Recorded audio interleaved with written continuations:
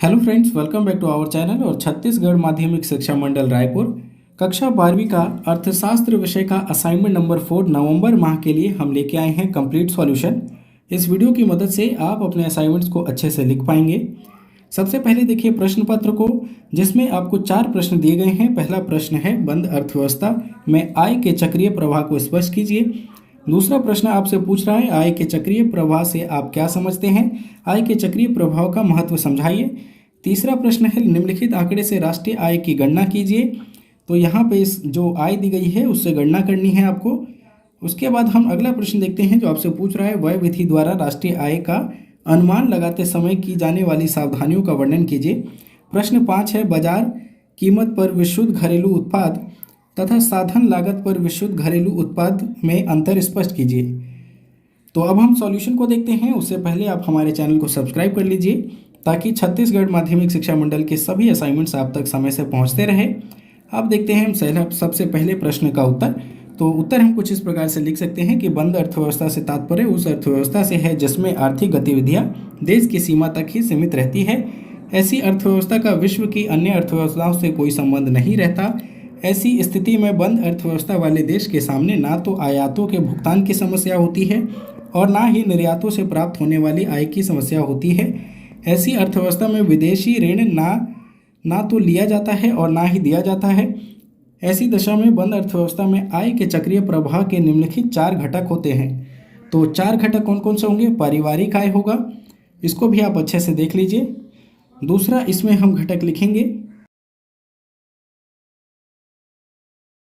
उत्पादन क्षेत्र की आय, ये इसका दूसरा घटक होगा। तीसरा घटक होगा इसमें सरकार।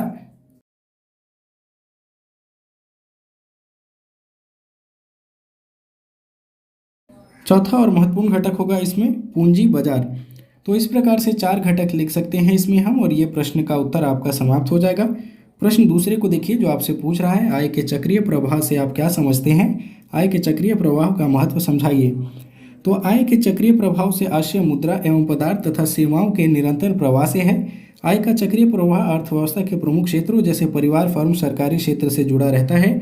उदाहरण के लिए फर्म पहले आय सृजित करती है, तत्पश्चात ये आय परिवारों में साधन सेवाएं प्रदान करने के लिए वितरित की जाती है और अंत में वही आय फर्मों के पास वापस आ जाती है। यही आय का चक्रीय प्रवाह कहलाता है। यहाँ पे आय के चक्रीय प्रवाह को महत्व दर्शाने वाले कुछ मुख्य बिंदु भी हम लिख सकते हैं, जिसमें कि राष्ट्रीय आय का अनुमान, मौद्रिक नीति का इसमें क्या महत्व रहता है।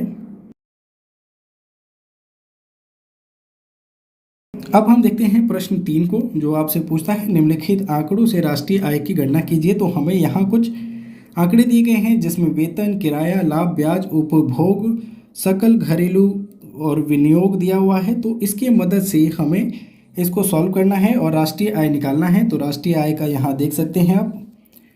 प्रश्न 4 देखिए, व्यय विधि द्वारा राष्ट्रीय आय का अनुमान लगाते समय की जाने वाली सावधानियों का वर्णन कीजिए। तो यहाँ हम उत्तर लिख सकते हैं कि स्वयं के उपभोग के लिए उत्पादन के रखे हुए भाग को राष्ट्रीय आय में जोड़ा जाता है।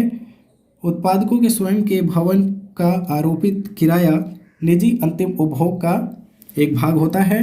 अंततः इसे राष्ट्रीय आय में जोड़ा जाता है। मध्यवर्ती वस्तुओं एवं सेवाओं पर किए गए व्यय को राष्ट्रीय आय में शामिल नहीं किया जाता। हस्तांतरण भुगतान जैसे पेंशन, छात्रवृत्ति, बेरोजगारी भत्ता आदि को राष्ट्रीय आय में शामिल नहीं किया जाता। पुराने माल पर किए गए व्यय को राष्ट्रीय आय में शामिल नहीं किया जाता। अंशों, ऋणों, पत्रों, बैंक जमाओं, बचत प्रमाण पत्रों पर किए गए विनियोगों को राष्ट्रीय आय में शामिल नहीं किया जाता। व्यय विधि पर हमें बाजार मूल्य पर सकल घरेलू उत्पाद का मूल्य प्राप्त होता है।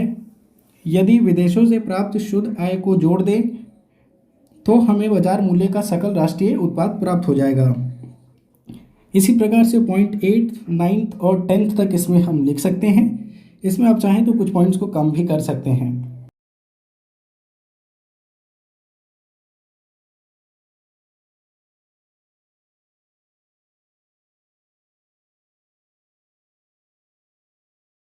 इस प्रकार से अर्थशास्त्र का 12वीं कक्षा का भी असाइनमेंट समाप्त होता है।